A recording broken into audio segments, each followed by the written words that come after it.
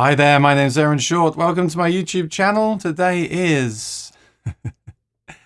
I'm just laughing at my picture. Today is Monday, October 17th, and I'm coming to you live from Rudy's Music, Scarsdale. And can you see, I even brought the chair with me just so I'd be comfortable outside the store. It's a beautiful day here in Scarsdale, and they've even got a lovely orange poster on the window that you can see there that they have up there for their Halloween events. So they'll be painting the windows for Halloween. Oh dear me. So just kidding. I hope everyone's well. I thought what I'll do to this week is go live early because I figure if people want to come here to watch at 4, if I've already made the stream, they can just watch the stream back. So if you're out there in the future, thanks for tuning in. It's good to see you. Hope you're well. And usually people watch in the nighttime anyway. That's what I find. So I like this idea of always having the stream. The reason I'm going live today is because I have a gig. So my gig is usually Tuesday, Thursday, Friday. And they wanted to change me with the Tuesday musician because they play different kind of songs to me. And the event tomorrow wanted different songs. So I get to play on a Monday today, which is cool. So what I'm going to do today is talk about the trip to Rudy's. It was really, really, really fun. Isn't that a great picture? I'm just looking at that.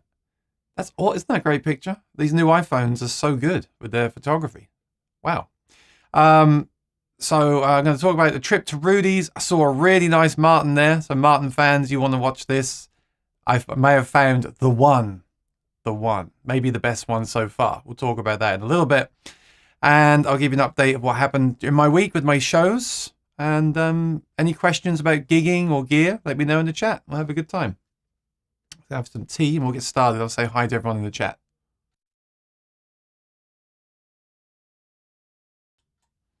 So we have... It was funny that the backgrounds are funny because the new iPhones take like 48 megapixel pictures that are really super high quality and they look awesome. But when you do a background, it makes the actual foreground image lower quality. I'm not sure why that is. When you do green screen, the image quality of the camera drops. So I look kind of blurry today compared to how I normally look. And then the background looks super sharp. It should be the other way around. I should look super sharp and the background should look slightly blurry. So I guess I could have done this. I could have, yeah, that's okay. So perhaps I'll make this a thing. I like this. Next time I go on a trip, wait. Oh no, blur effect is turned off. Yes.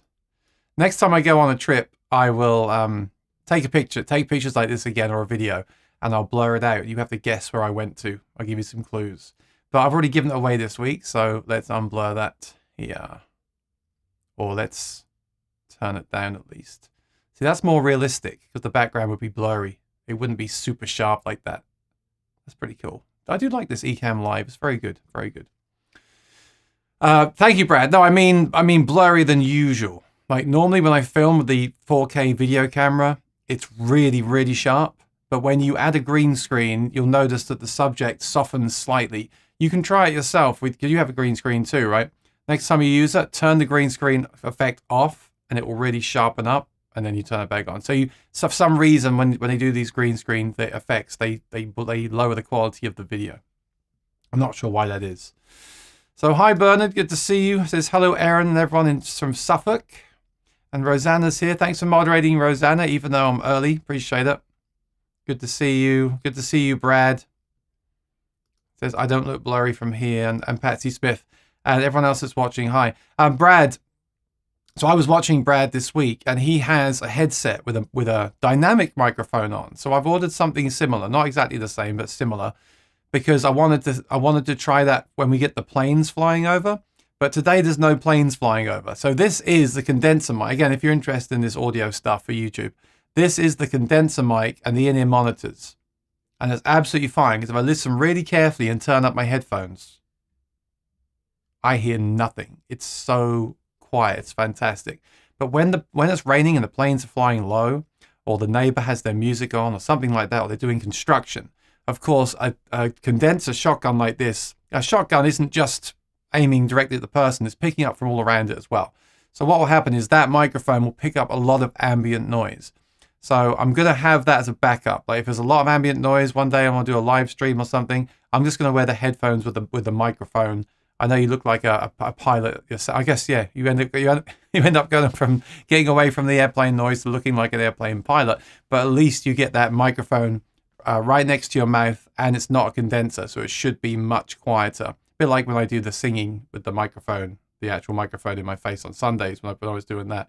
So that'll be interesting. I'll try that anyway. That's coming from Amazon, so I'll be trying that out during the week, see if I want to keep it. If it works well, I'll let you know. And if you've got anything new this week, let me know in the chat as well. That would be great. So yes, you may have been here last Monday when David Eidelberg, who's often in the chat, and I've never met him. I don't think I've ever met him in person. I've known him for years from the Line 6 Helix group, and then from the Kemper group, and then from the Quad Cortex group, and all these things. Hi, Rafa. How you doing? Good to see you here.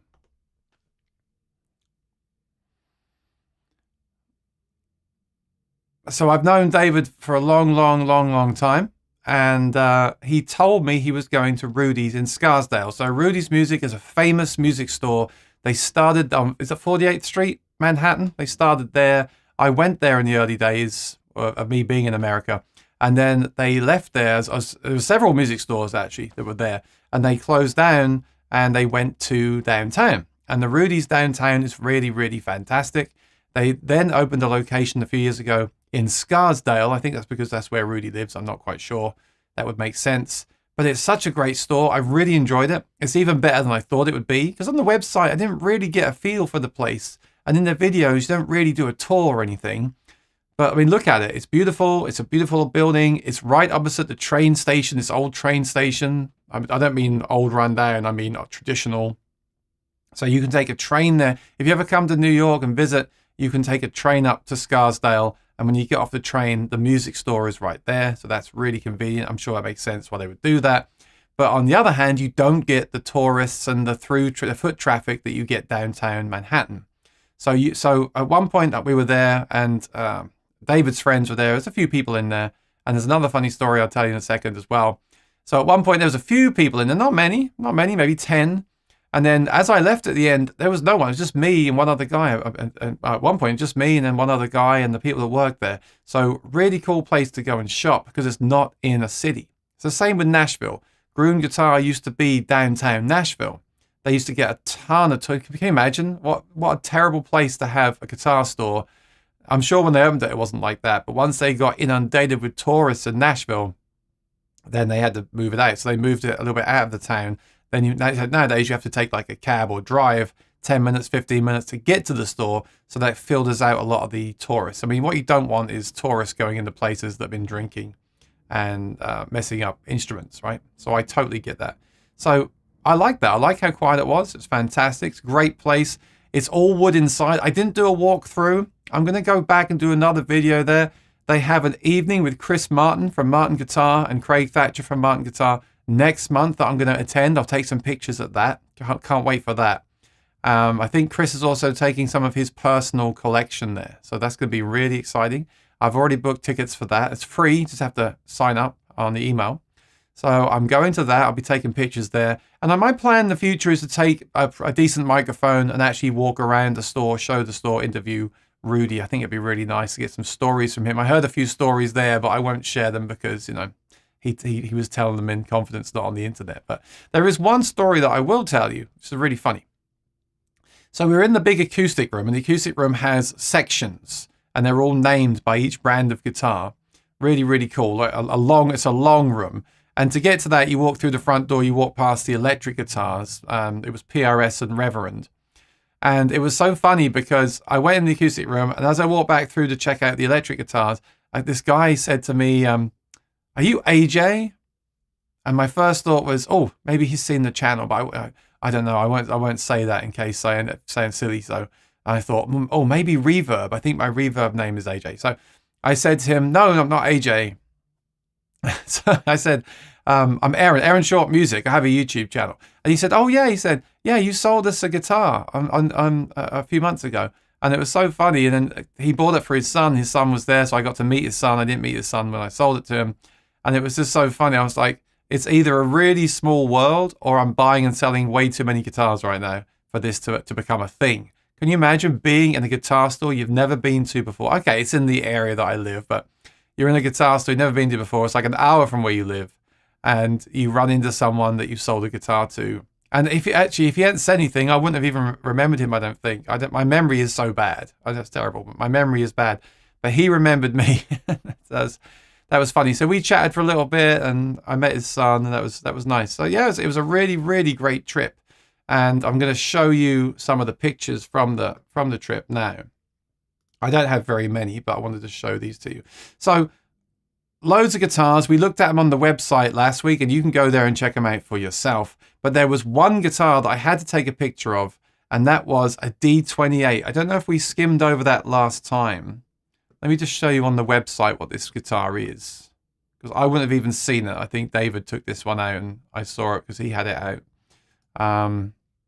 So they've got this 1947 D28, 30 grand. So it's not the golden era. The golden era D28s from like the 30s, they're going to be 3 times that amount, okay, depending on the condition.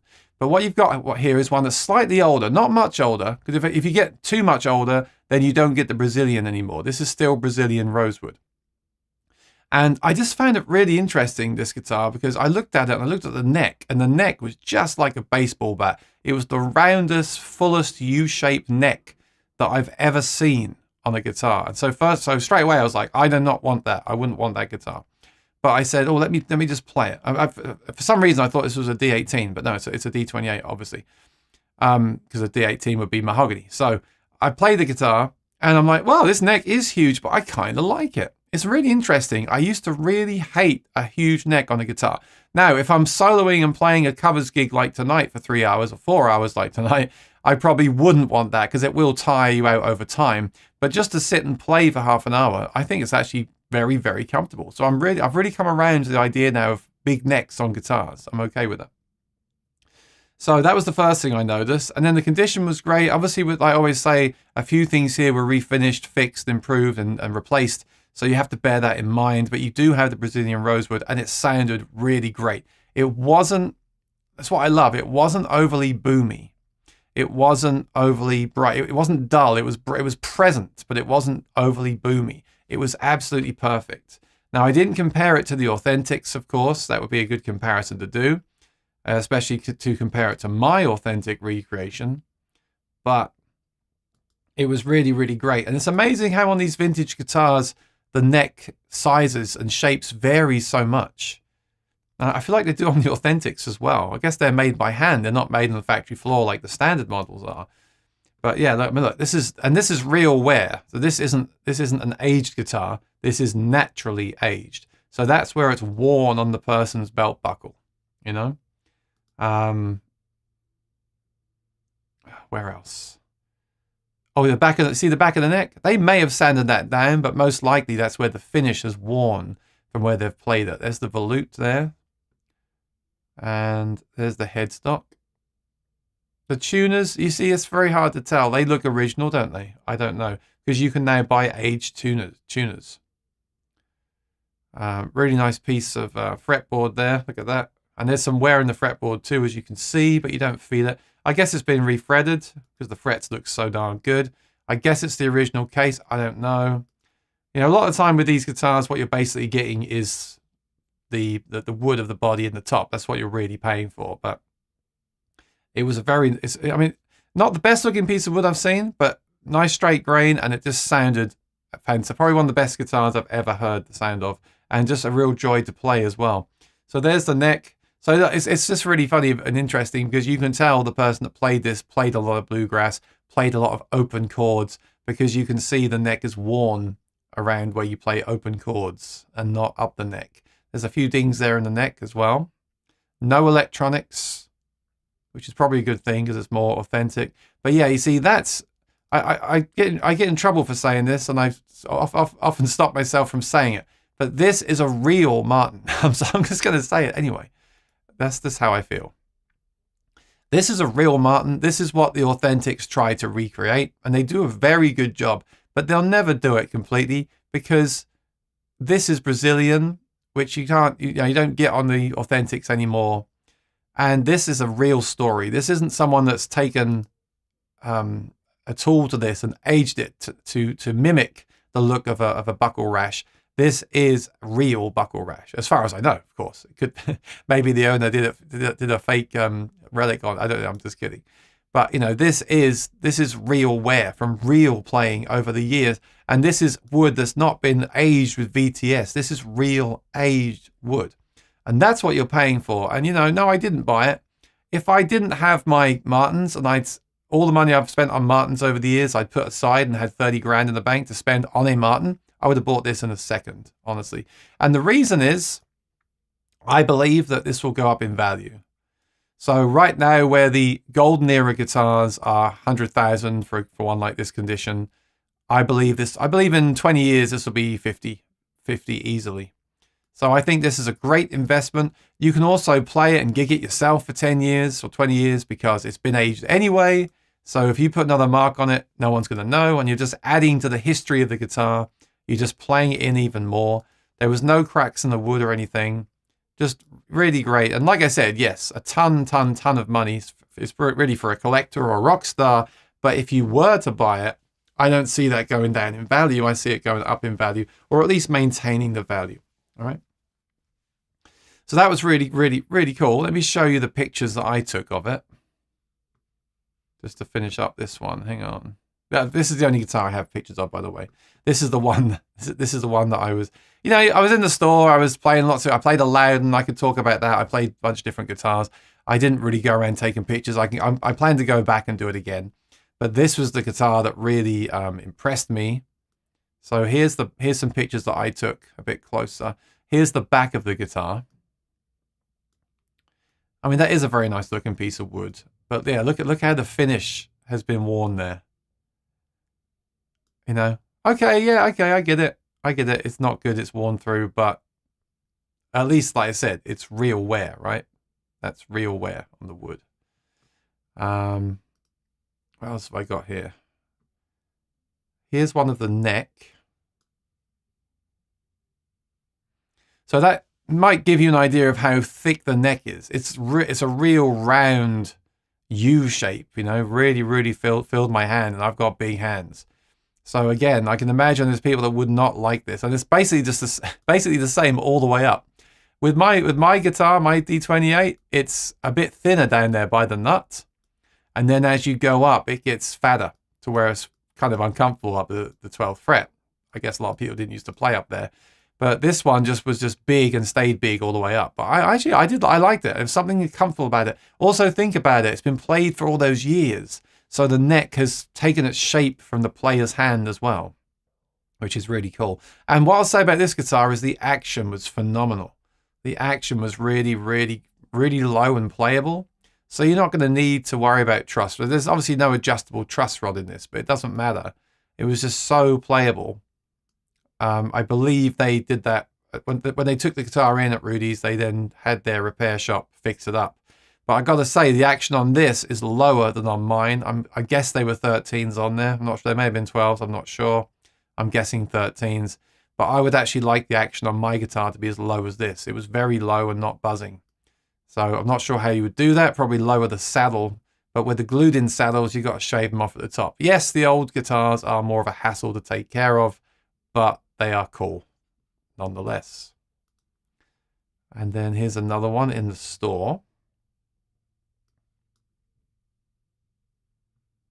So that is the store, by the way. So that door you walk in, as I said, you walk in the front door to the store.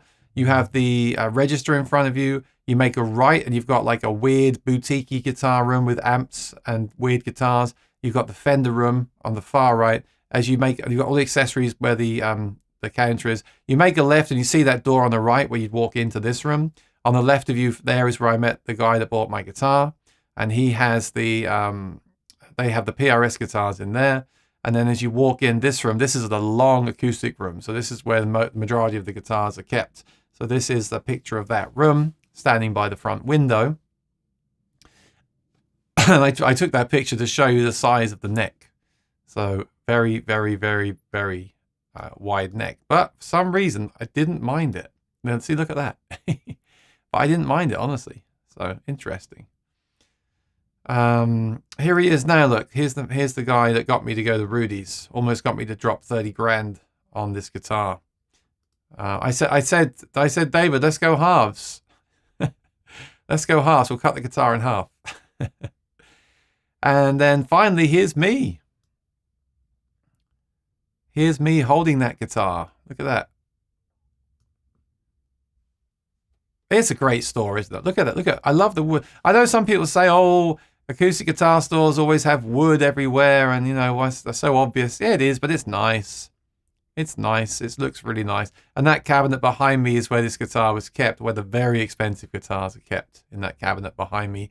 And the picture on the right there is Rudy's original store on 48th Street. I hope I'm getting that right. I believe that's right. So that is the guitar. I mean, look at that thing. Look at that. I'm going to say it again. I don't care. I don't care if you give me a bad comment down below. That's a real guitar. That's a real Martin. That's the real deal. Okay? I'm going to say it. That's how I feel. That is the real deal. So there we go. Thanks to David for taking the picture. And thanks to David for not letting me refinance the house to buy that guitar.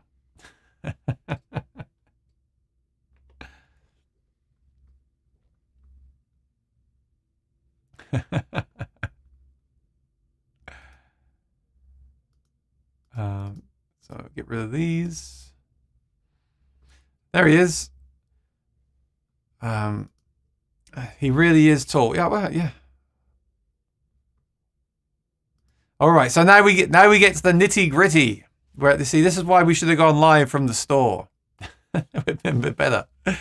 David says Aaron is spot on about this, Martin, but severely. Okay, so tell me then. I was looking on Reverb. What is the right price? Now, okay, look. I know we're talking about New York prices. We're talking about New York. We're talking about a high-profile guitar store. We know that all those things lean towards higher prices, right? We know that. But what is the actual value of this guitar? A 1947 D28. Not fully original, been played. From what I saw on Reverb.com, they do go for around this price. This isn't out of the ordinary. Now you might say, well, I saw one on a forum the other week for 5,000 or 10,000. Yes, but that's probably a 60s, and the 60s got the narrow nut. They got the non-scallop bracing. They didn't get the Brazilian at a certain point. So you've got to factor all this into it as well. What's the actual spec of the guitar? What are you getting there? That's why the 30s, like the real golden era ones, go for so much money, because they've got the 1 3/4 inch nut width. They've got the scallop bracing. They've got all the golden era appointments that they use at that time. So I don't think the price is out of line. I mean, obviously, if you found, I was telling David, if you found that online from a private dealer, you pay a lot less because they haven't got a store. But you can say that about any instrument, anything you buy in a store, couldn't you? Everyone's got to pay rent on a store and pay their employees, pay electricity. So of course it would be cheaper privately. But I think that's about right. From the research that I did, from what I saw on Reverb, I think that's a fair price. So if you disagree, let me know what you think. Yeah, okay, let's say that. What do you think the actual market value of that guitar is right now? And I'm not saying just to like make up. Don't tell me it's $1,000. I mean, what is the true actual value of that guitar right now? And what do you think the actual value of that guitar will be in 20 years' time? Do you think that's a good investment to buy something like that? This isn't for me. I'm not buying it. I'm just making conversation. So let me know what you think in the chat. And I'm going to tell you what happened the rest of the week, because I was hoping David would be around till tomorrow so we can meet up today at my gig, but he had to drive home. So but last week, what happened last week? I had an eventful week. So here's the thing with me. I've been trying I put the K&K pickup in again. I've been trying to see if I like it, because I keep watching these videos from other people. I keep watching videos on this pickup and pickups in general. And so many people say, I don't want the stuff in the guitar. I don't want the battery in the guitar. It changes the sound of the guitar. And I was about to make a video about that again, because I've made several. And I was going to say, I don't know. Sometimes I think it does change the sound. Sometimes I think it doesn't change the sound. You know, I think it does. And I think it does in my head. And that's enough reason to try and avoid those complicated systems if you can get something passive that sounds as good. So I tried the K&K last week, and it sounded really good through the PA speaker. This is interesting too. Sounded excellent through the PA speaker. No problem at all. Some EQ. Let's go. I can use this anytime. Fantastic. There is resonant feedback because it picks up sound from the soundboard. It's not as feedback resistant as an undersaddle, but you can notch that out with EQ. So that's fine. The problem I have with the K&K is in-ear headphones. When you use in-ear monitors, the K&K in the in-ears sounds very brittle, very dry. Even with reverb and EQ, there's an electronic harshness to the sound that doesn't inspire me enough to play. And although the Cole Clark is still an analog system, and I don't use much of the microphone in there, something about the way the soundboard pickup is made and the undersaddle is made and the way they blend together gives me a much more inspiring tone, even with in-ears, that also sounds great in front of house as well. There's something about those guitars that just works in every aspect. And there's other guitars that might sound acceptable at the front, not in the headphones. Some sound great in headphones, not at the front. So the lyric sounds amazing in the headphones, but not quite full enough out the front. Although that can be fixed. That's probably better overall as an all-rounder. Something like the Anthem as well, probably a good all-rounder. But again, I'm trying to get away from the stuff in the guitar. So the K&K is almost there. So I spent yesterday trying to add IRs and things like that.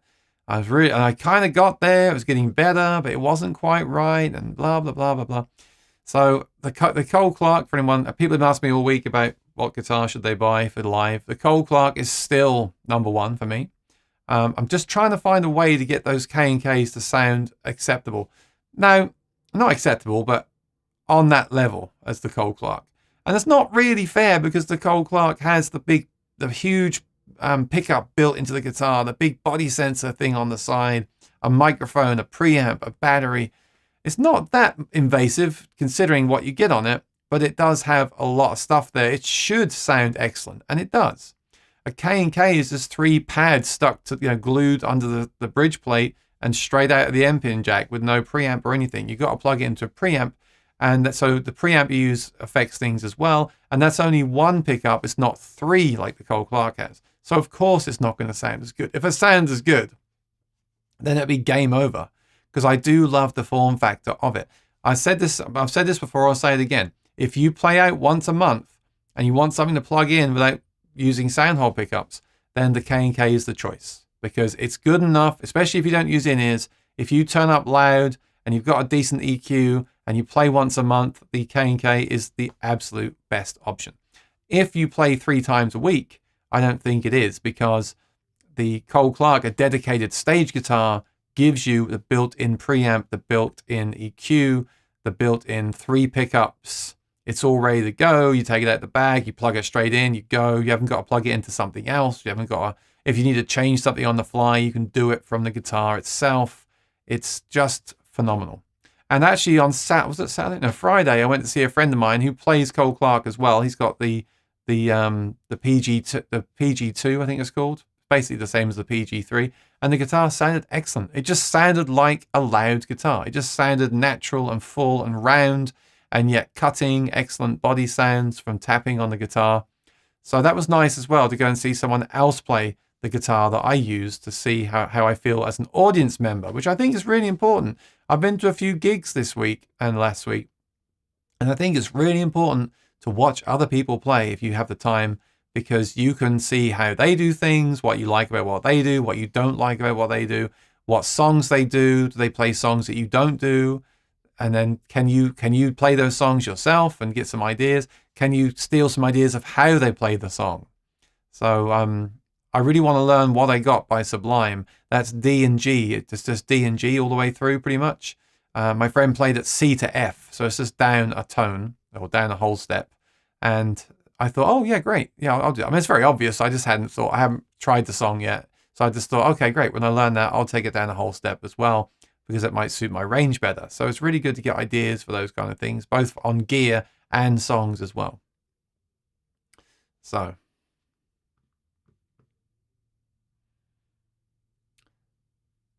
stay tuned. I'm going to see if I can make that K&K sound. I've got one more thing to try. I want to try, they sell just a little microphone that you can solder to the end jack. So you do then have a mic in the guitar, but still no preamp, no battery, nothing under the saddle. And then you have an external preamp blender where you can blend the mic in. But you can still plug straight through to a PA without that preamp if you want to. So here's what I could do. I could plug out of the guitar and go straight to the PA if I have a big PA system, and that will sound fine. I honestly think that sounds really good through a PA. But when I use in-ears, I could use this little tiny pack, so I could keep in my bag, and it's powered by battery for 50 hours, and I could just plug into that and blend in some microphone, which should sound phenomenal. Microphone and K&K should sound excellent. I've tried it before when I reviewed the Sun Audio preamp, so I think that's what I'm going to do. But it's still not as flexible, and it's still more stuff than just taking a Cole Clark. But I will find this option for people that don't want to buy a Cole Clark. But honestly, my decision still, my opinion still stands really, of get yourself a Cole Clark, use it or similar, use it at your gigs, and then at home have something like a vintage Martin and don't touch it. Don't add anything, because why have anything in that guitar to change the tone or make it rattle, you know? So David said the neck was fantastic. Yeah, like I told you, it was like a big U shape. I don't like that normally, but it just felt very much at home, you know? So he said, isn't there a 1947 on Reverb for 17K? Well, I'll tell you what, let's have a look. So that is a D28 1947.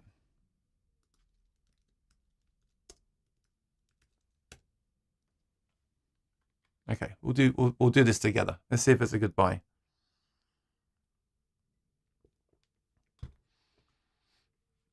Patsy says the value is whatever someone will pay. Well, but isn't that true with everything? I mean, what is the actual value on the market right now for the people that want to buy these type of guitars?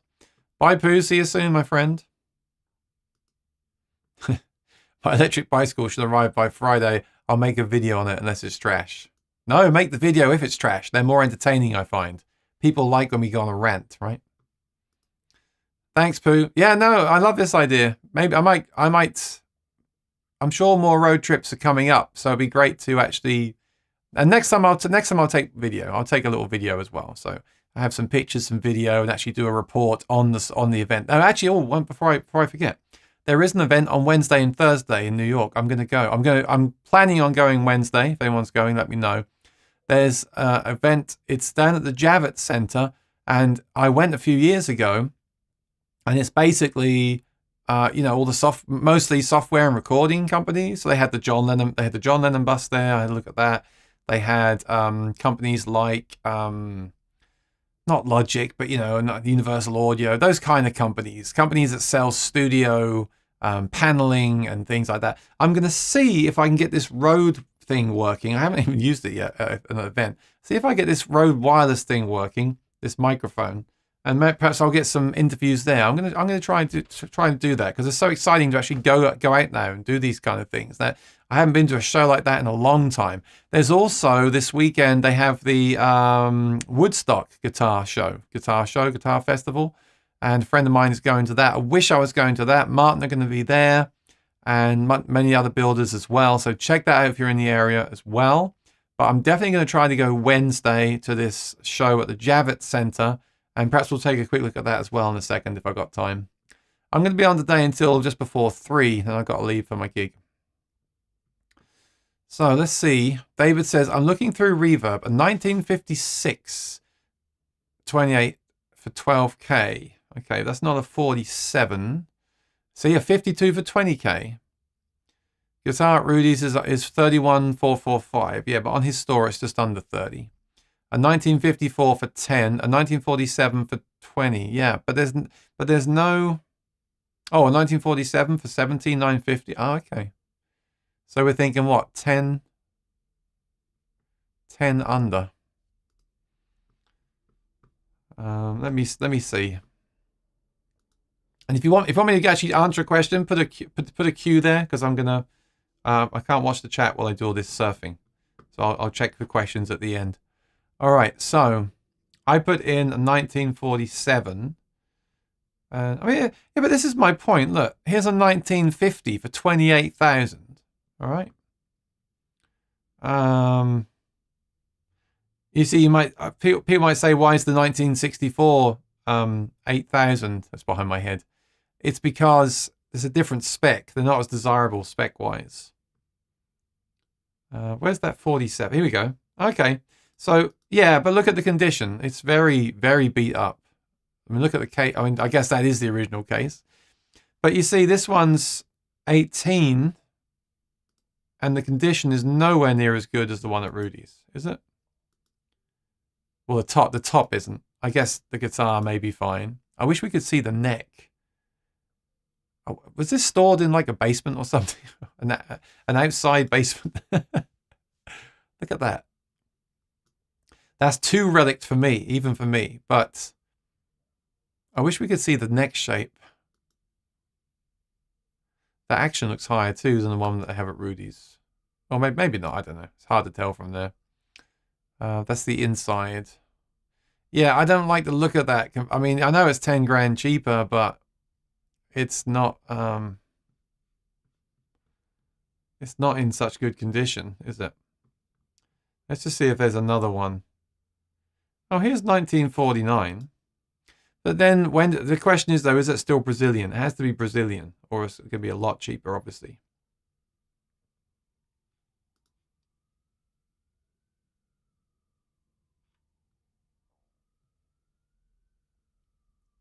All original. I don't see the word Brazilian mentioned anywhere, so that concerns me. But I may be wrong. It may be Brazilian. But these are the things you've got to check for. So, again, not such good condition as Rudy's, I don't feel. But half the price. Okay. So maybe his is on the high end of... I mean, look, here's one from 44. They want 48 grand for it, Norman's rare guitar.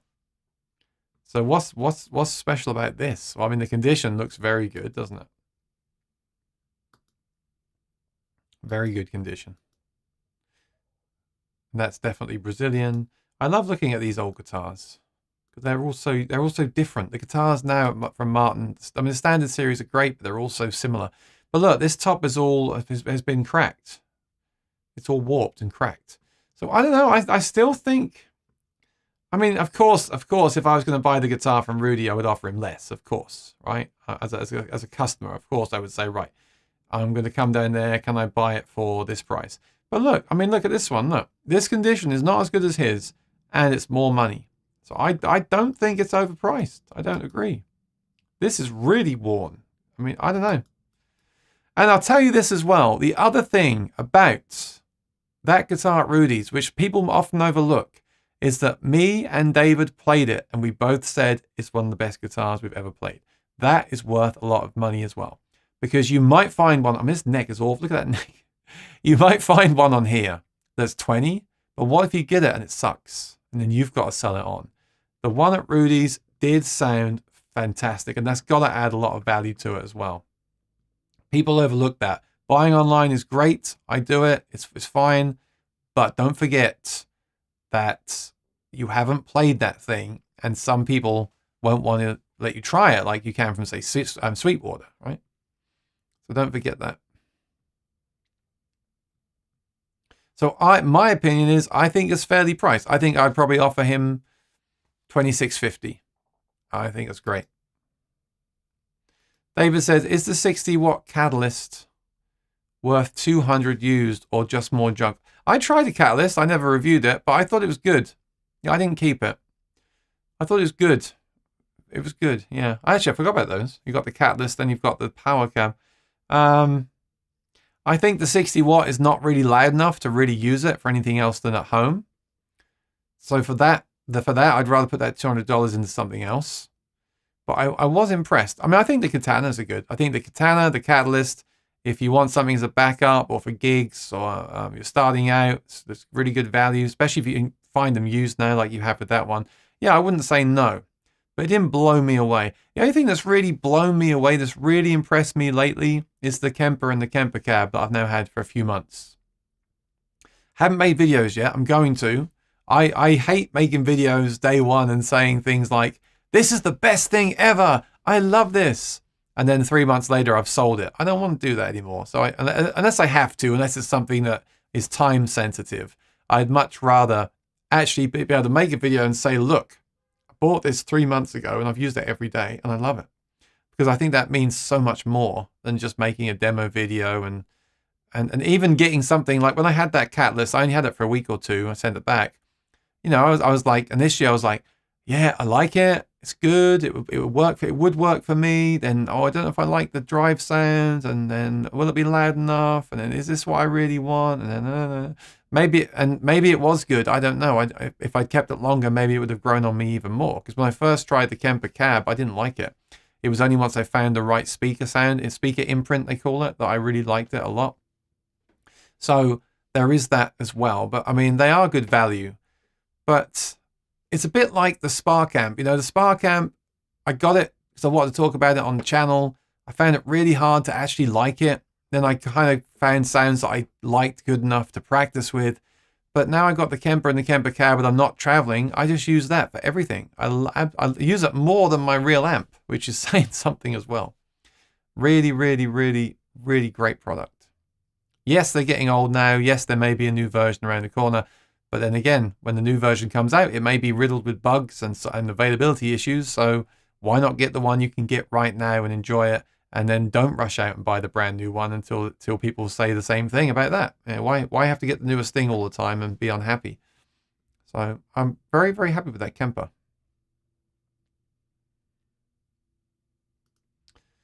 Paddy, how you doing in Canada? Good to see you, Paddy. Did I miss the photo of David? I didn't take one of him. Yeah, sorry, David. He didn't ask me to be fair. So he says, my Rick Turners are perfect for my gigs. I have Martins, Taylors, and Gibsons at home for the right gigs. Right, that's really how I feel. If you gig professionally or regularly, get a stage guitar. I really think there's nothing better. A stage guitar is the best option. But so many people, including me, get hung up on, I want to play this particular guitar at my gig. But then you might put so much stuff in there to make it sound good that you then question if the guitar even sounds good anymore anyway. So just use a stage guitar. It's so great. The Fender Acoustic is a great option. In fact, that thing sounds good in headphones and out front. So that's an option I could do. the Cole Clark. Most of these stage guitars sound, or they should do, right? The systems in them should sound really good in headphones and excellent out the front. Where some undersaddles and K&Ks and things like that might sound very good out the front, but not very good. I mean, I could never play an undersaddle pickup with in-ear monitors. It would kill. You know, we talk about gear not mattering. That would really bother me if I had to do that. So I think that's a great option to do that. But we'll see. The one more thing I'm going to try is I'm gonna when my friend gets back, my guitar tech luthier friend gets back from the guitar show this week, I'm going to ask him to wire in the K&K Trinity microphone, because I don't think it's adding that much to the system, but that microphone blend could be fantastic. I tried it yesterday. I used the real mic and the K&K and blended the two, and that sounded great, because what you get from the actual pickup is a more direct, punchy sound. Just the microphone. That's the problem with impulse responses, right? An impulse response of an acoustic guitar that sounds just like the microphone is very impressive. And in fact, the Nuex, I made a custom Nuex IR, and it sounded very much like the microphone. But that isn't the sound I want at a gig anyway. That's not the sound, even in a live stream sometimes. Maybe if I got like stereo mics and a big vocal mic and all this sound, maybe. But I often just want a big, full, smooth, but punchy pickup sound. And I think that's what the Trinity might give me, and certainly what the Cole Clark gives me. So we'll see. But I'm kind of giving up on the whole guitar pickups thing, because they just all. A friend of mine once said they all suck, and I think he's right. Alec, long time. How you doing, buddy? Good to see ya. I haven't done any. Oh, I was about to hide those spams. Thank you, Rosanna. I haven't done much MIDI lately. I don't plan to. Sorry. No, I do. I have a MIDI. I have this air step connected to the Kemper. So the Kemper's up here on my right. The air step's on the ground, so I can start the looper with the MIDI. It's pretty cool. And yeah, I just got an email. When I was at the NAMM show in 2019, there was this wireless product called TYXIT. It aims to be a wireless bug style system that also included a mixer and a way to record. And I signed up on the Kickstarter, but because it's now been 3 years almost, and they're still having a problem finishing the product and getting the parts, they said they're actually going to issue refunds to everybody. So that's a shame, but I'm glad they're doing that, because I think that's the problem with these Kickstarters, right? There's always that danger that you might not get your money back.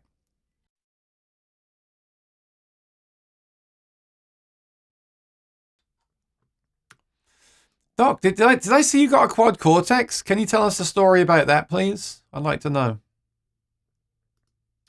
I also think the AP5 Pro is amazing. That's found in the Maton guitars, but I also love the Anthems. Yeah, I've still got my Maton Nashville. I might sell it just because I have to downsize and pay off that Noel Gallagher, so I might have to sell that Maton Nashville.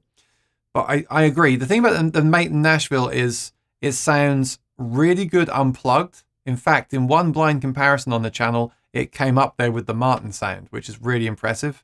And the pickup system is excellent. They use the undersaddle and the microphone. I think I prefer, like on the Cole Clark, they use the undersaddle and the face sensor. Even though it's not quite as airy and natural, I prefer that. And they also have a mic in there as well, but not such a big microphone, but they still have one. So I think I haven't sold it because I want to do a video comparing Cole Clark and Maton. And what I'll basically be saying is that Maton are excellent unplugged and plugged, and Cole Clark, depending on the woods, can be a bit kind of not great unplugged, like kind of very bright and tight sounding, but excellent plugged. And I like that pickup system more myself. But the Maton, if you want something that also sounds great unplugged, ticks that box. Although with the Cole Clarks, the one I have is all blackwood, which is very stiff.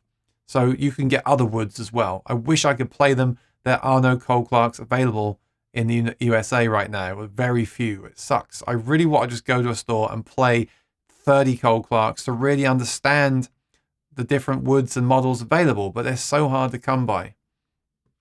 It's very frustrating. Well, so Doc, he got the quad Cortex.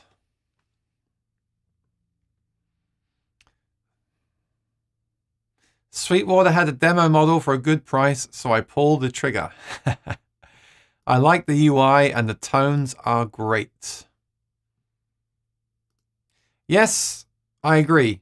I like the UI. I don't love it. And the tones are great. The amp tones are excellent. But they keep hinting at version 2. They keep hinting at a desktop editor. They keep hinting at better file structure. They keep hinting at all these things, plug-in support, and it's never there. It's been so long now. So I think they need to pull their finger out. Wallace, you've got the Cole Clark Slimline. Now that's a guitar that I'm very interested in. Because if you're going to have a guitar which is a stage guitar, why not get the thin one, which will be really comfortable to play, really easy to carry to your gigs, and should amplify the best because it's going to be even less feedback prone. And actually, my one complaint with the Cole Clarks is they have way too much low end. They should have a high pass filter built in to roll off some of the lows because it gets really muddy unless you have an external mixer. So even that kind of needs, I mean, I can get by without it, but I prefer having that with that system too. So I bet the Slimline maybe better in that regard.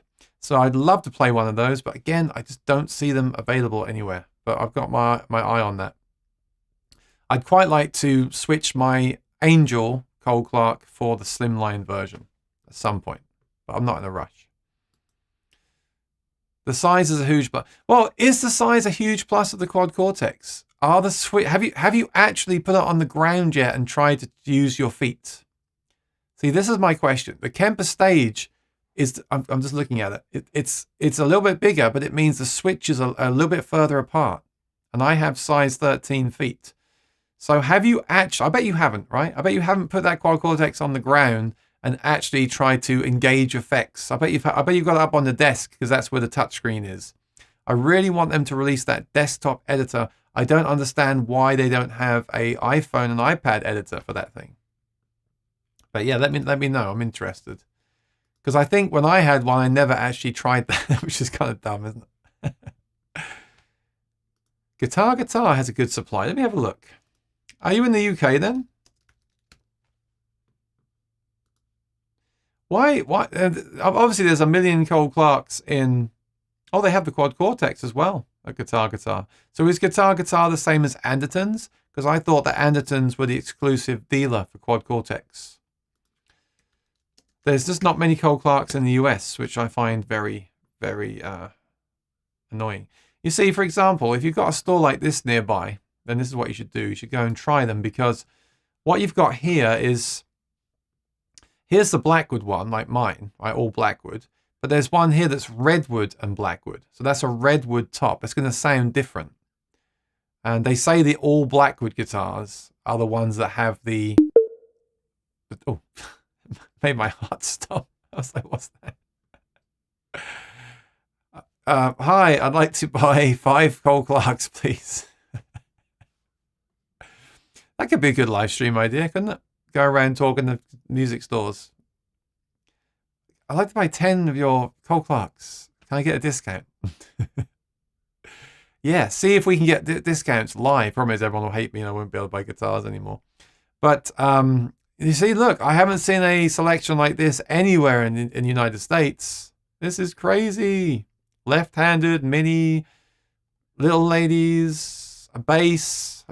Didn't know they had those. The ones with the humbucker. I tried the humbucker one. I didn't like how the humbucker responded to the acoustic strings. Look at this. There's so many. Oh, wait. Available to order. Okay. But there's a lot in stock as well. So Cole Clark thin line. I never see these. And also the ones that I do see now. I'll just show you what I mean. This neckwood here, my guitar is like this. It shows all the marks on this wood. The wood is, this kind of wood here is bumpy. It's rough. It's not like a smooth finish on the fretboard. And also the wood shows like the marks where your fingers go, which is fine. But, you know, I would rather have one of the old style. I call it old style because I haven't seen it lately.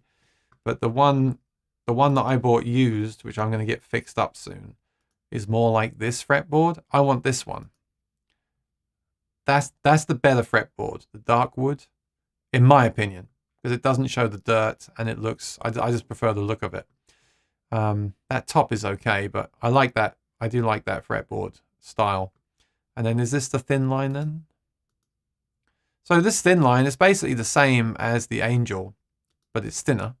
But they also, when they were on my channel, they mentioned that the heel is easier to access as well, further recessed.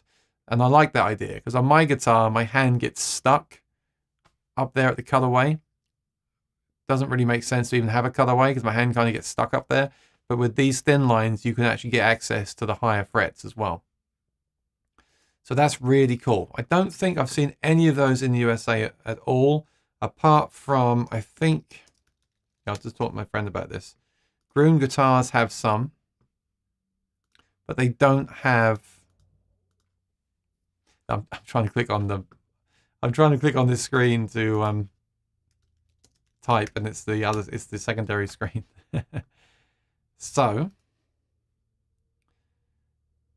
for example, oh, this is what I'm talking about.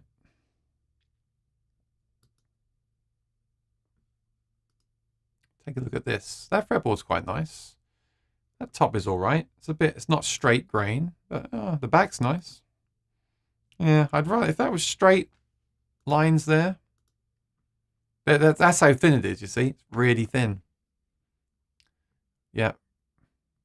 Really well. My only thing about that is, does it still get the low end from the percussion sounds like the bigger guitars do? I don't know, because again, I haven't played one. There's never any to try.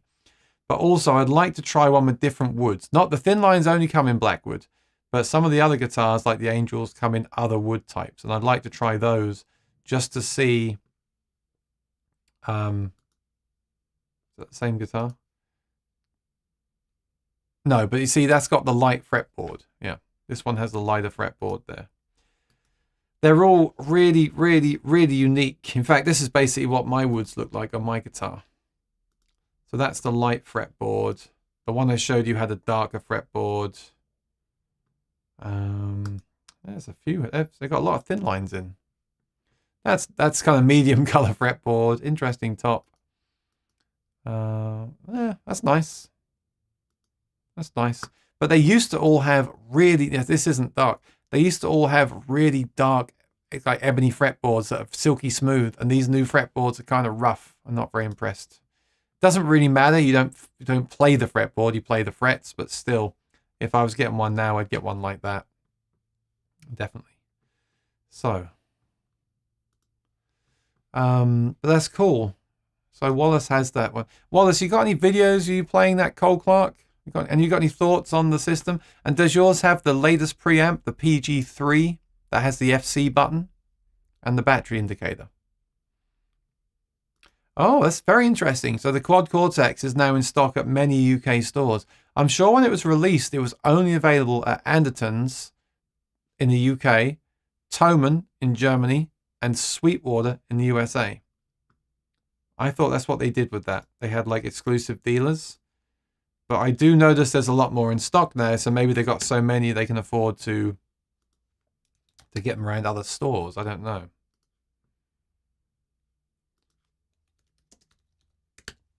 But I'm glad the doc got one. I look forward to seeing his videos.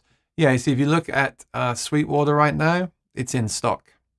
So I guess they caught up with demand. They caught up with the stock. They have them now available. And now they just got to make it. I can't say it. No, this is my channel. I'll say what I want. No, I just got to fix the software. Okay, done. You can't say that on Facebook groups because you'll get banned. Unfortunately. Let's see what people are saying here. Worth the wait and sounds great. Excellent, amazing, truly amazing.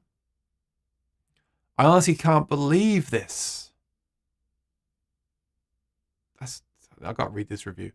As a Kemper and Axe 3 owner, I bought this with low expectations. I thought this was mostly hype and wouldn't stand with the Kemper and Axe effects. I couldn't have been more wrong. This thing sounds huge, effects sound stellar, and doesn't leave me wanting to use my Strymon effects. Amps are full and lush, sounds like my Fenders and Friedman, and it even has that chew my Friedman. I agree with all that. I agree with all that.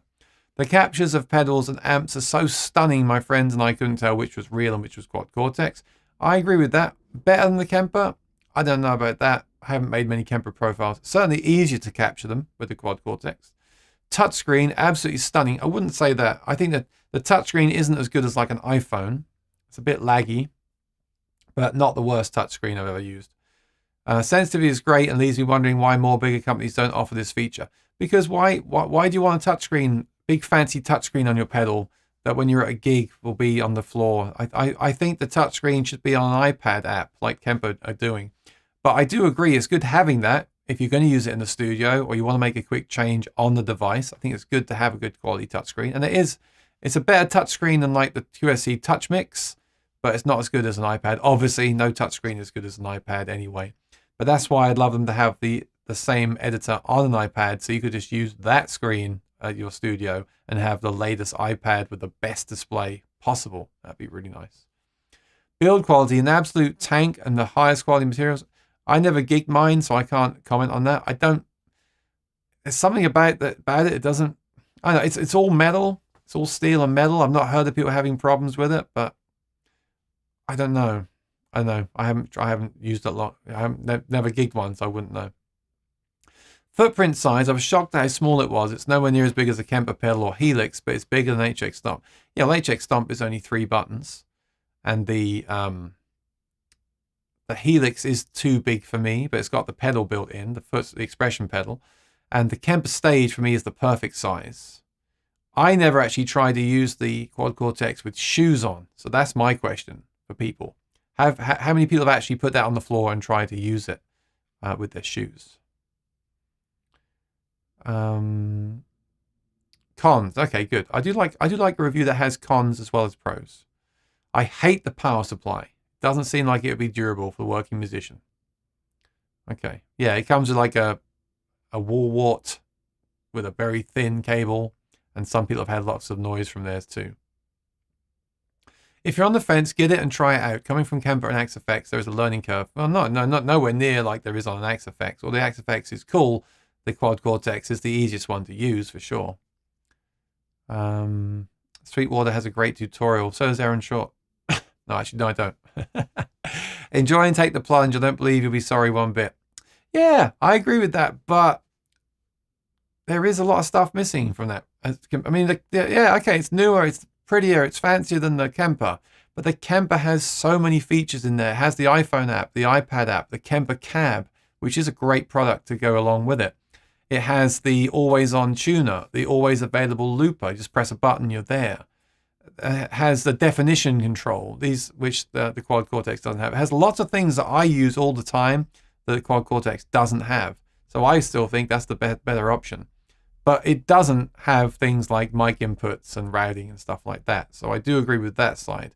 I just think Neural seem to be very slow with updates. So I'm not going to sit and read all these, but I find it interesting. Oh, yeah, you should read this if you got time. Look, I really, really, really wanted to like it. It sounds like a review I'd probably agree with. But I don't know. I'm just skimming that. I do think it sounds great. I really, really do. The amp, even the amp models and the built-in cabs are fantastic. I was very happy with it when I had it. And I would get another one if they released version 2 and it added loads of cool new features that I would actually use. But my problem with that is then I still have nothing to play it through. The Kemper Cab is such a great addition to the Kemper. It really is. But you can't use it with other products, which is a problem.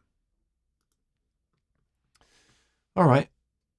So Wallace, do you have the QC as well? That'd be cool, Rig.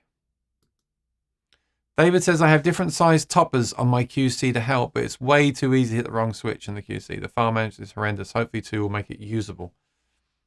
Yeah, I'm almost tempted to have the QC if I had one behind me on a table and then use a MIDI controller on the ground in front of me. Or even 2 of them, to have like 2 Morningstar pedals with 16 switches and an expression pedal and leave the quad cortex on the table behind me where I can walk up to it and make edits with the touchscreen. For me, that's almost a better, or even put it on like on a microphone stand, you know, next to me. I don't know. Doc says, I'd love to have a Cole Clark. And Cole Clark would love to have you, Doc. They have the new pickup. Yeah. Yeah, I got that in mind.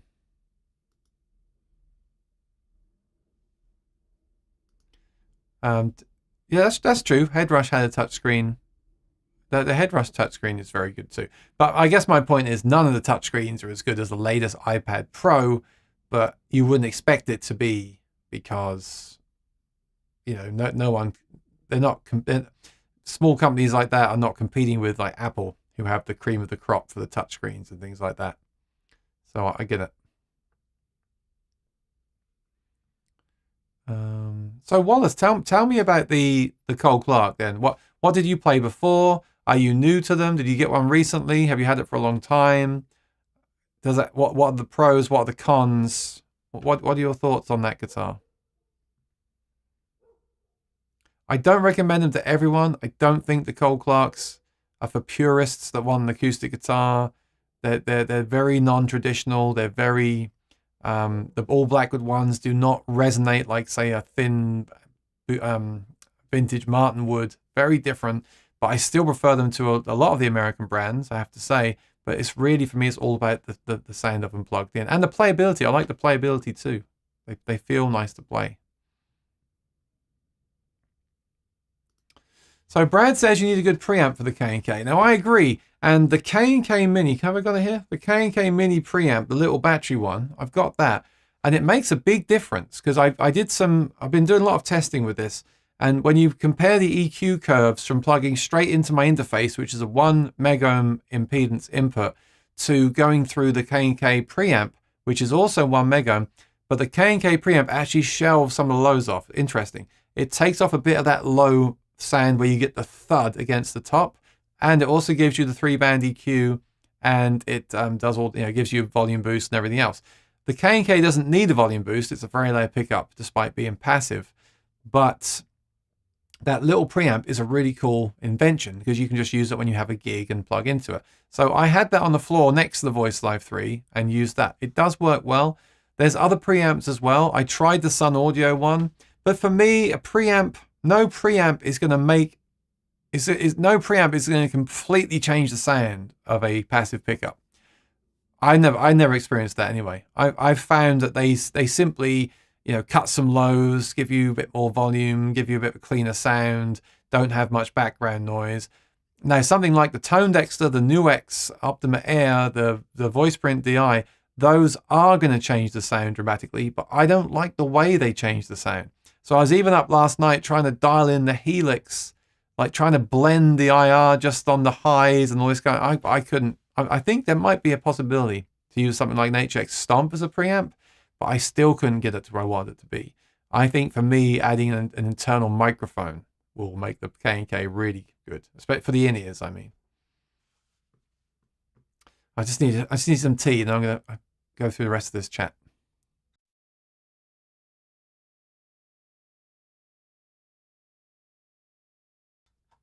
Okay.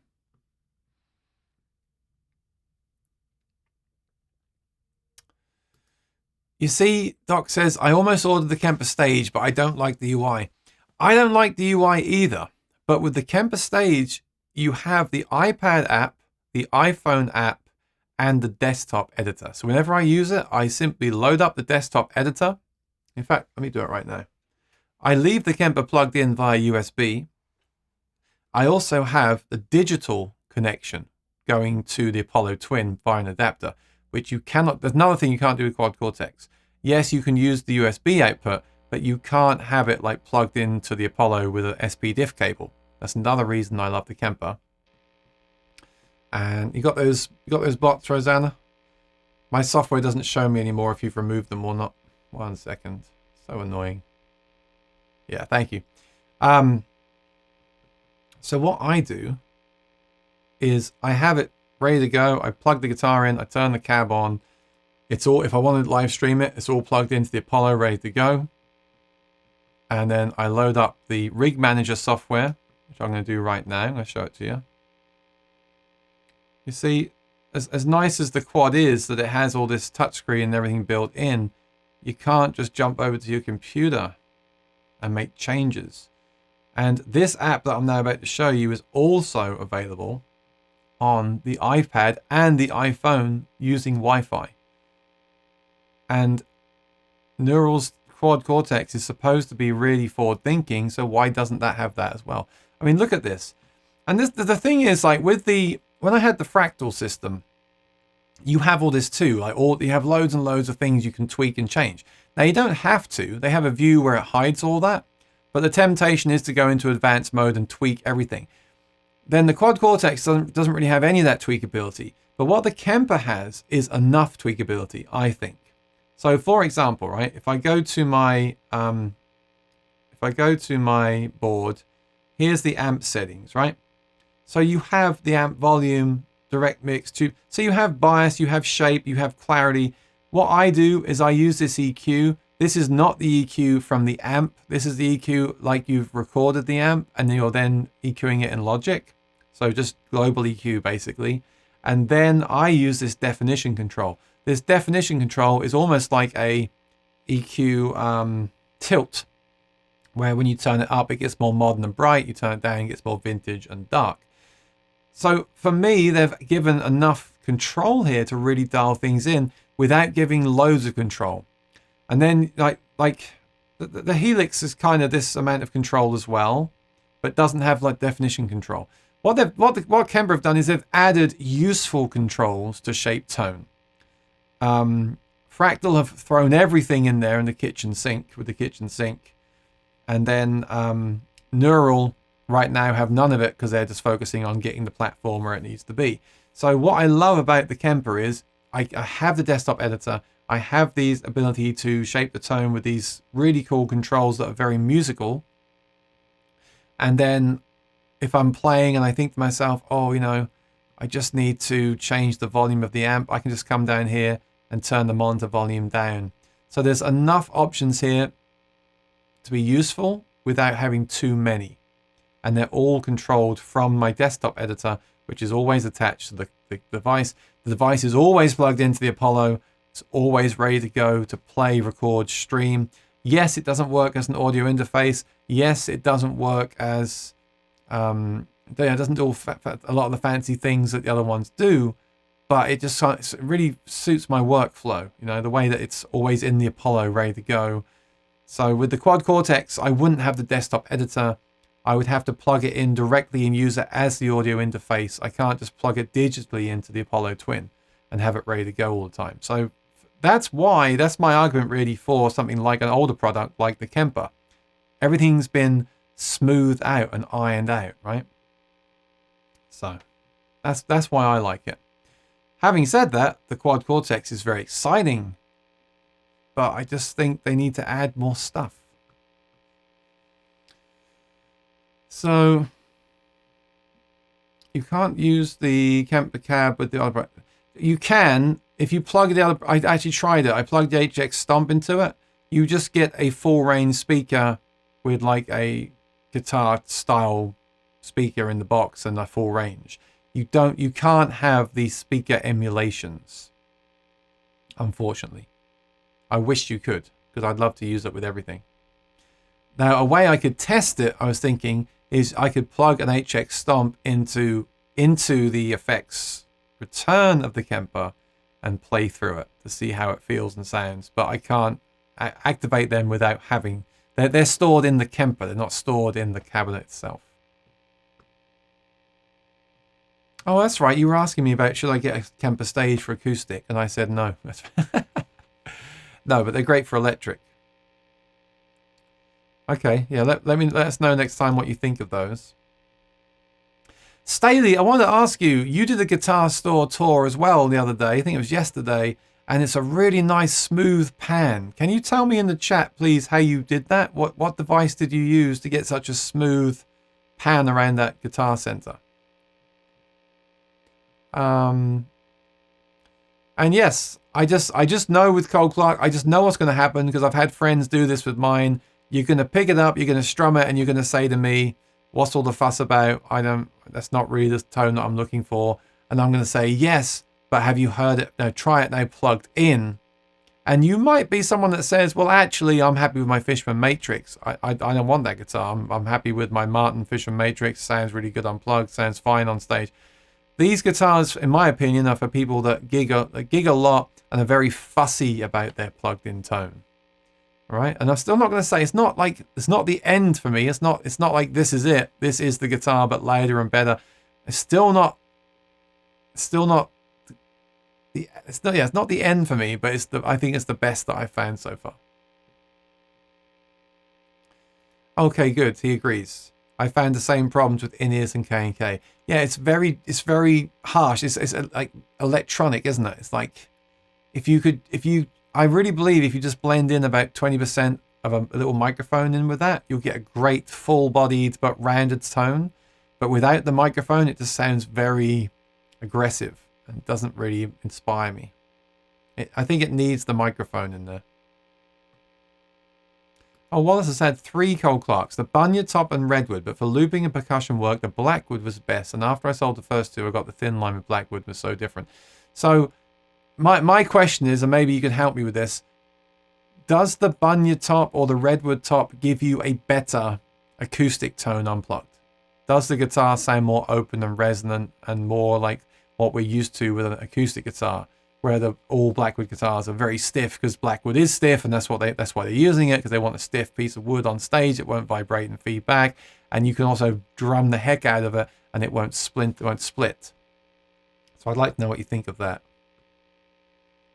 Oh, you have 4 Martins with anthems. I love them as well. Okay. I only play at church when I want to make a change. I just want to reach down and change it without needing another device to control things. Yes, but you've got to keep bending down on the floor. I'll be doing that at a wedding. Hang on, hang on. I know it's a first dance, but I just want to get on the floor and then change some things. Okay, I'm just going to wipe the touchscreen. Okay, I'm ready. Oh, actually, no, hang on. Maybe it's more of a big deal for me because I'm 6'5". I have further to go, right? You know, when I have had apps on to control devices, the truth is I seldom use them. I do think that apps are sometimes, you just don't bother. You will just make the change on the device. I agree with that. But there's also times when that's so useful, like when you can walk around and do things remotely. So I just think they should be an option. Also, the 4 slots before the amp and 4 slots after is limiting on the Kemper, when I may have to do 3 delays or... Okay, that's a good point. If you want to do multiple delays and weird routing, the Helix, although it's running out of DSP these days, or the Quad Cortex or the Head Rush, I would say Quad Cortex if you want to, and FM9, or sorry, AXFX3, or Ultra, Super Ultra, whatever it's called. They are the best for those kind of things because they have the power and the flexibility and the mic inputs as well. You can really go crazy. However, if what you want is a really great amp tone and you want to use a reverb, a delay, a wah, a drive, a distortion, a chorus, and don't forget with the Kemper, you've always got the always on tuner, the always on looper available to go. Not the best looper, but it's always there, ready to be used. We haven't got to remember to add the block or anything. There's still a bunch of stuff that the Kemper has. I also had the noise gate is on the input. So the Kemper, and also when you have 5 slots, and when you change those sounds, they're instant. Whereas on some other pedals, there's always that little gap, right? So the Kemper actually has more power than people realize. And it has the morphing feature as well, which kind of effectively doubles those as well. So you've got like 10 different slots in a way. So and you can use different performances as well. So for me, just for what I do, I use very simple stuff. I don't need all that routing. I think I want the routing. I buy something like a Quad Cortex and never use it, and then just want something simple like a Kemper. So again, with the Quad Cortex, I don't understand why it's got this big colorful screen, but you can't have an always on tuner on there. You have to click the button to go into the tuner, whereas on the Kemper, the tuner is always available on the floor. So I just love that workflow so much when I'm actually doing a gig. The stuff that I actually use as opposed to stuff I feel I want and then I don't use. Ah, that's because I have the Kemper plugged in and no guitar plugged in. Hang on, let me turn that off. It should be gone now.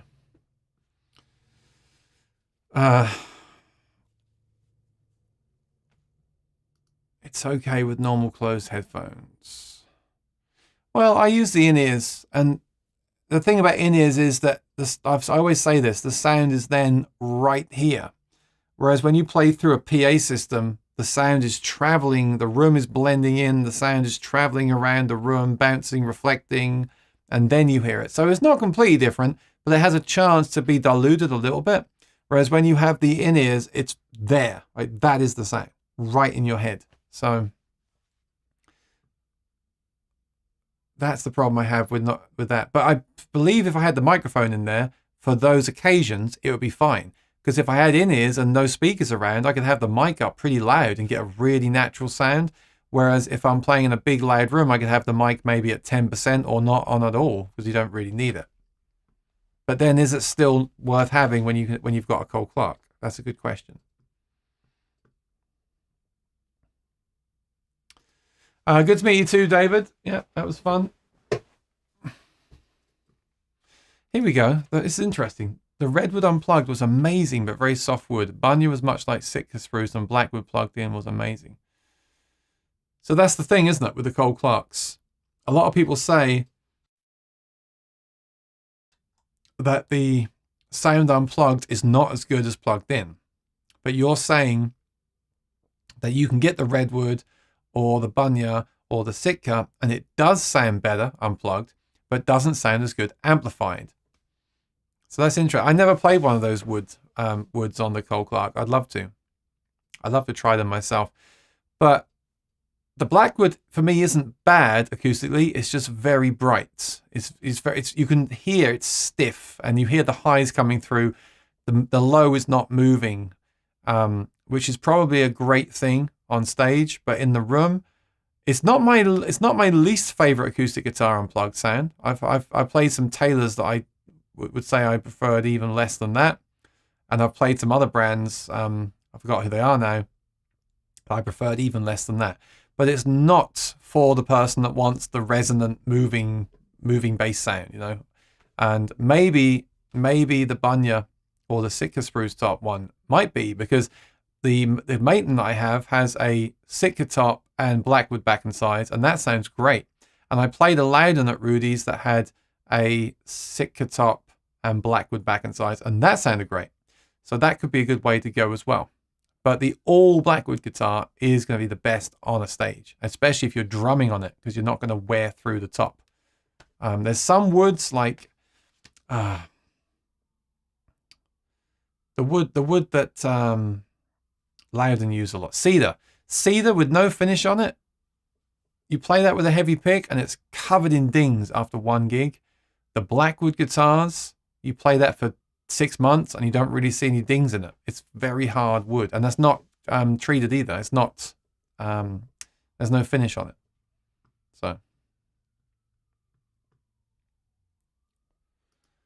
I only change things during practice. I'm ready by the time service starts. Well, you know, like I said, if that works for you, that's great. I don't usually change settings during a gig either. I think I'm coming at it more of a, I mean, they've said they're making a desktop editor. They need a desktop editor, and they said they're making one. So hopefully that comes sooner than later. For me, that would be enough, because then you can have it on the floor and have the desktop editor, make your sounds and go and play. And a quick tweak, yes, you're right. You can do it from the floor with the touchscreen. It's very fast. I do agree with that. But they need something, right? They need to have some kind of remote control. They need just a Mac and PC desktop editor, I think. And Headrush don't have that either. I think it'd make it so much more useful. Almost like Cole. Hopefully I'll get to try one day, Wallace. I just never see these guitars around, and it's so sad. You know, you've seen what a fan I am of Cole Clark guitars, right? I bought all my Cole Clarks that I've had. I bought them with my own money. Yes, I've got to know them through doing some interviews and stuff, but I just like the instruments. I like them for what they offer. They just hit that thing of that plugged in tone, the preamps and the playability. They just hit these things that I love. They plug them. They're very easy to play. They don't use stainless steel. I wish they would. I wish the 3 series was stainless steel. That would be really cool if they did that. But they're just great functional guitars. And we talk about the audience don't care about this stuff. I've had people at gigs tell me that the Cole Clarks sound excellent. And a lot of people say they look excellent too. They look unique, you know.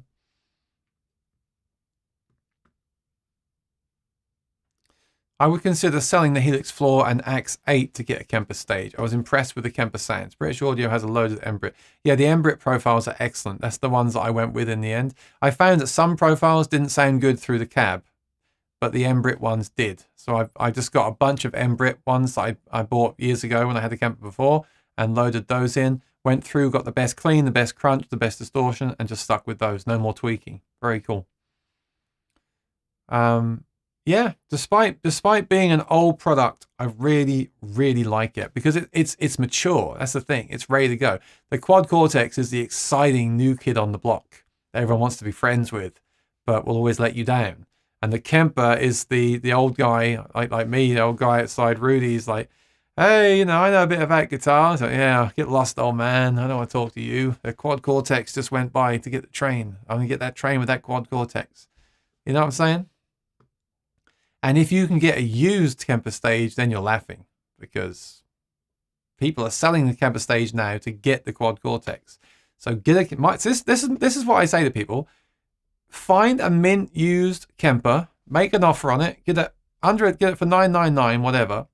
Use it, and then when they announce 2.5 Quad Cortex software or 3.0, then go and buy a Quad Cortex. But right now they still haven't added enough. This 2.0 will be a big one, I think, when they finally release it. But there's no news of like when that's coming. Comes down to high quality modeling capture versus profiling. But I do like that the Quad Cortex has both. The Quad Cortex captures are very accurate. I made some when I had one. And also the modeling, I think some people say it's no good. I really like the modeling. I like it more than their plugins actually, which is saying a lot. The cabs are excellent in Quad Cortex. The models are excellent. Whenever they add new ones, they're always really good. The effects have been improved and added to. The looper is very good. But there's things that the plugins have, like the plugins have a metronome. That'd be great to have in there. The FM3 has that.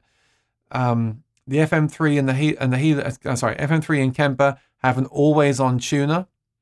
They're actually hardware, but they could do one in software with that lovely big screen on the quad. There's so many things they could add to make that really, really cool. For me, for me, some people have gotten them very happy with them, but there's so many things they could add to that to make it just a really cool device for me.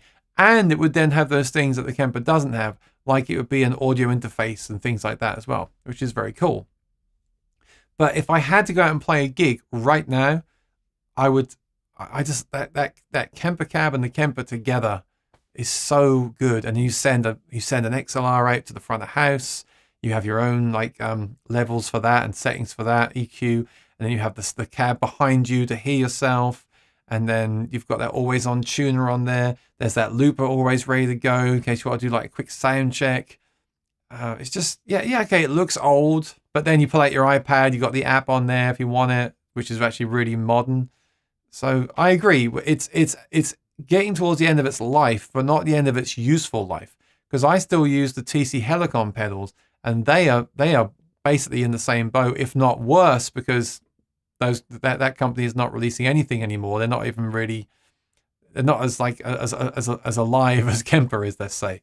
So I still use that. What does that tell you about gear when the tools that I'm using all the time are 13 years old? Just because something's digital doesn't mean it should be extinct after 10 years. It's still about, is it a good product? Does it suit your needs or not? Doesn't matter if it's digital or not analog, but doesn't matter if it's digital, if it's the newest one or the oldest one.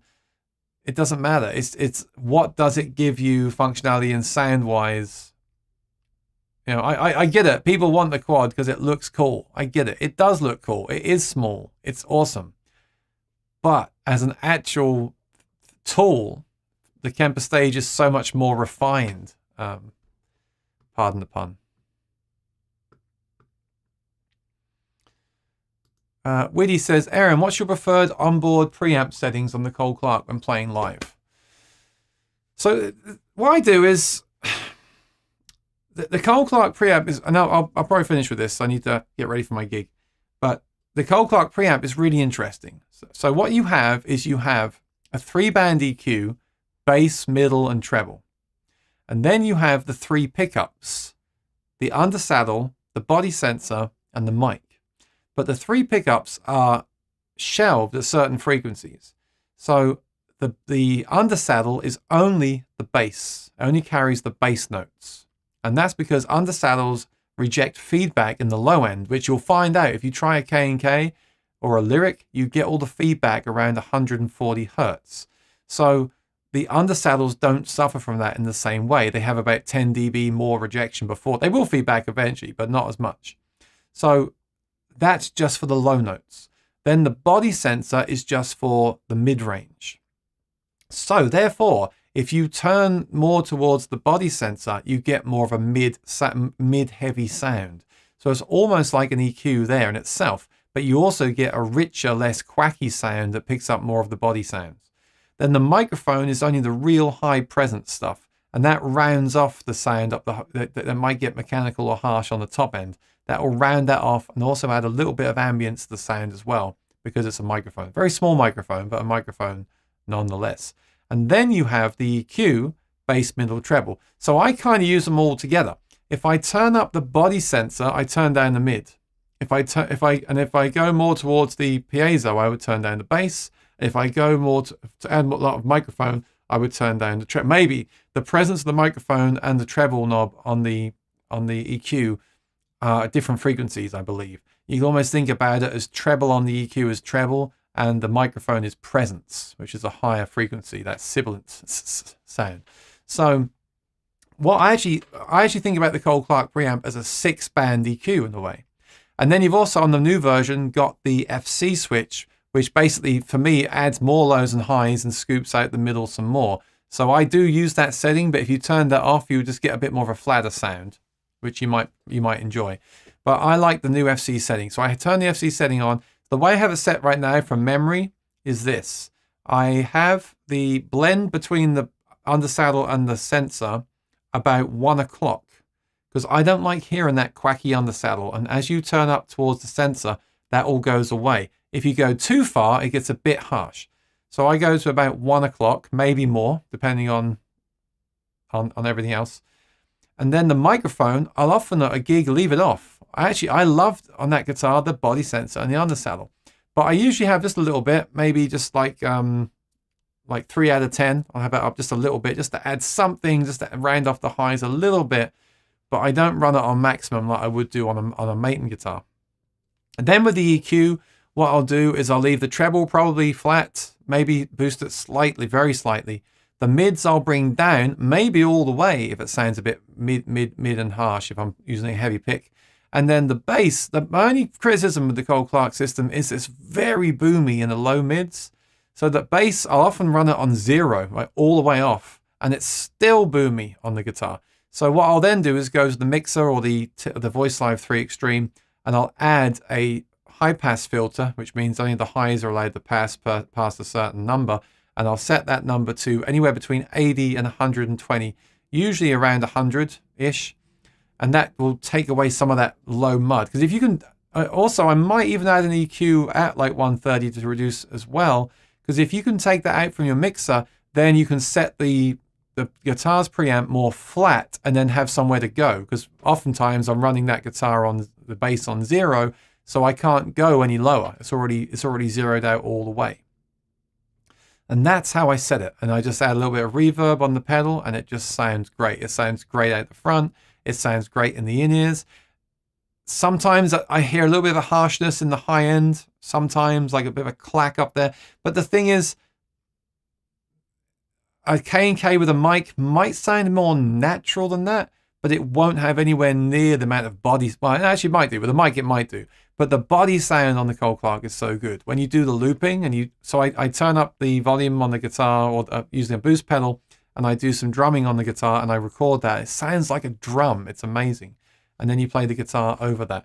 And I can still hear, don't get me wrong, I can still hear a bit of undersaddle. I can still hear maybe a bit of a harsh frequency here and there. I'm not saying that I'm getting the elixir of acoustic guitar tone, but I'm just getting something incredibly powerful, organic and useful and inspiring. I'm not thinking the word I'm trying to pull out here. But it's powerful. Everything is just very full and punchy, and and the fact that it sounds fine in ears is a huge plus. And the fact that it then still sounds excellent out the front is a bigger plus, because often they don't go like that. Often, like a mic sound in ears is amazing, and out the front it's too muddy. And a direct pickup sound in ears is too harsh for me, but fine out the front. So the great thing about the Cole Clark is it's just a really nice. Everything just works, right? Everything is just good. Everything is on the same level. So would I record an album with it? No, I wouldn't. But it's just excellent for gigs, excellent for in-ears, excellent for demos, excellent, versatile. The controls are there. The battery lasts a long time. You haven't got to take any other stuff with it. It's pretty quiet, a noise floor. It's pretty quiet considering there's 3 pickups in it. And the guitar's cool as well. So what more do you want?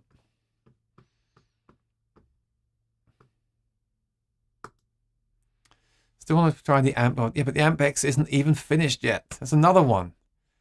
I will not. I'm not going to buy one. I put my name down for that thing, but I'm not going to buy one because there's so many things about this new gear. Like, what if the first batch has a problem, or what if like 3 months after they release it, they change a component because one was failing, or and I'm not being mean. I think Thomas is great and I love his products, but he's going to need time to get that thing ready and out the door and fix the bugs.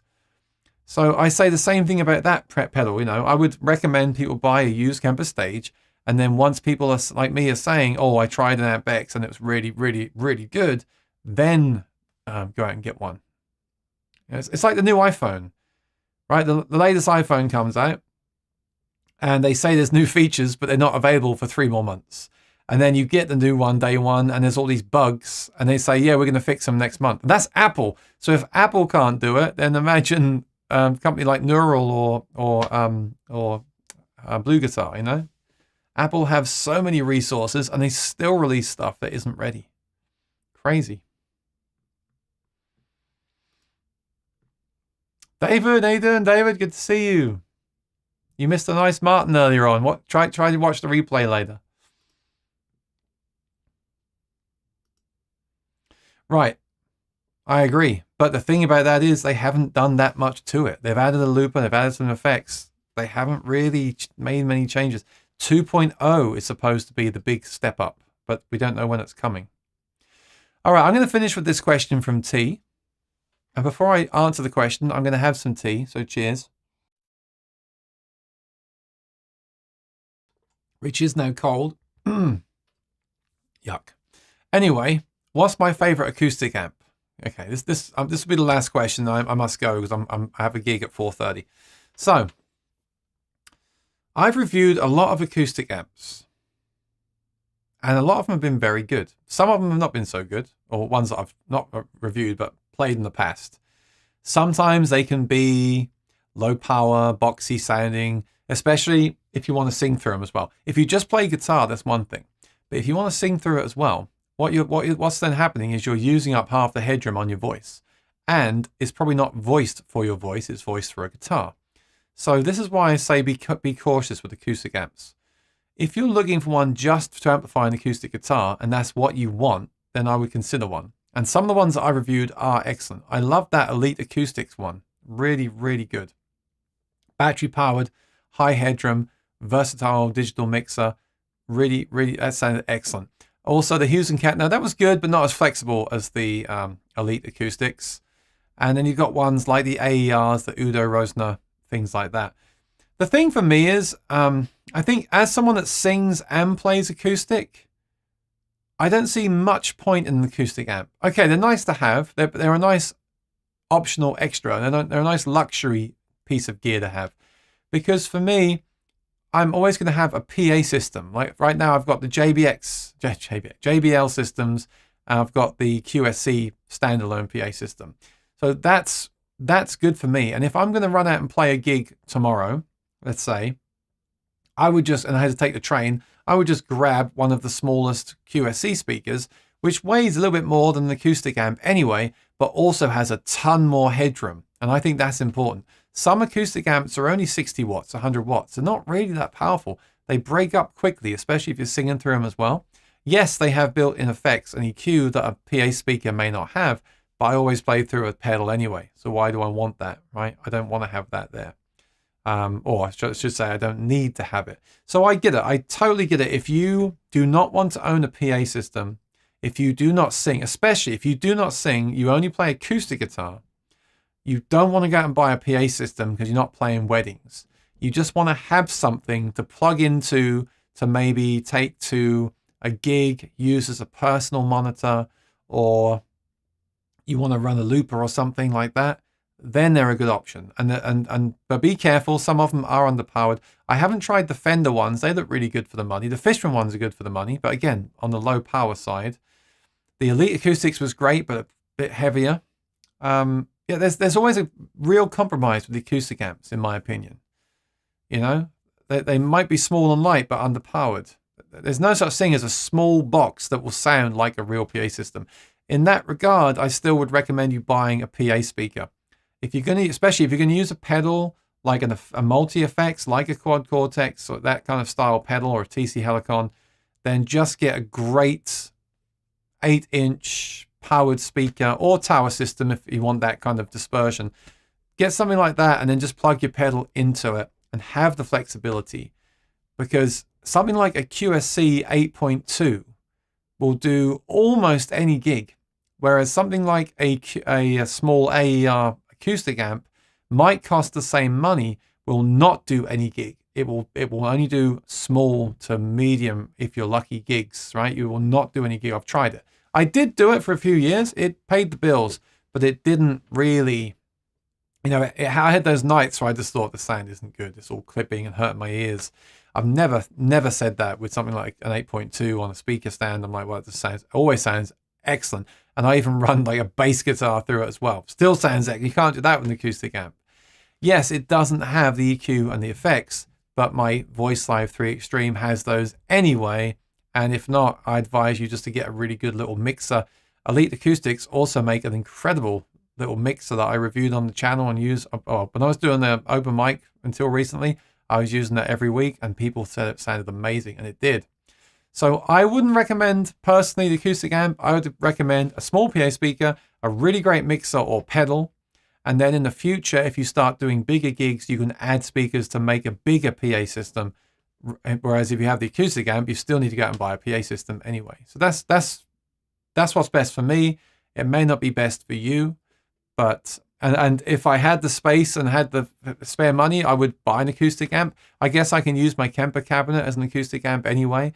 What I do as well is I use my studio monitors. Studio monitors are great acoustic amps because they're high quality, transparent speakers. That is what an acoustic amp should really be. So what I would do is I would first of all take that $1,000 for an acoustic amp, say from AER, and I'd put it into some awesome studio monitors, because you can use them for everything, including electric guitar, listening to music, YouTube, and your acoustic guitar. And then if I want something to actually take out, I wouldn't take those out with me. They're not made for that. I would buy a really great 8-inch PA speaker, high headroom, high power, and take that out with a pedal. Only if I thought to myself, I'm playing small rooms and I don't want to use pedals, would I look for an acoustic amp, or if I had some spare money and just wanted to have an acoustic amp in the house just to use as an all-in-one. I hope that answers your question.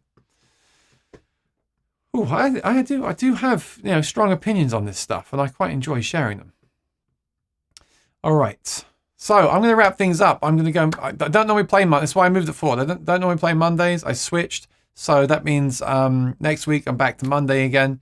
So thanks for watching. If you're watching this in the future, if you're watching this at 4, then I apologize, and I hope you enjoyed the stream. I thought it was some really good questions today. I will be around during the week with some videos, hopefully. Never like to promise anymore, but I do have some more time coming up, so I hope to do some things that I've been meaning to talk about. If you're new here, please subscribe and ring the bell. Almost at 13,000. Then I must quickly get to 14,000 because 13 is an unlucky number. So help me get more subscribers. And take care. Have a good one. hope today was interesting for you. I had a good time. I look forward to seeing you during the week or on Monday. Thanks, Rosanna, for getting those trolls out of here. I'm sure you'll sleep well tonight. Tell Lee I said hi. Cheers, Wallace. Bye. Thanks, everyone. I'll see you soon. Take care. Be well. Bye-bye.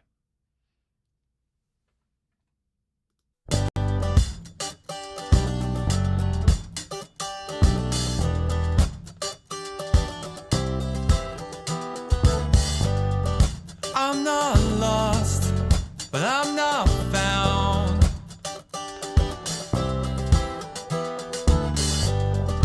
I'm not up, but I'm not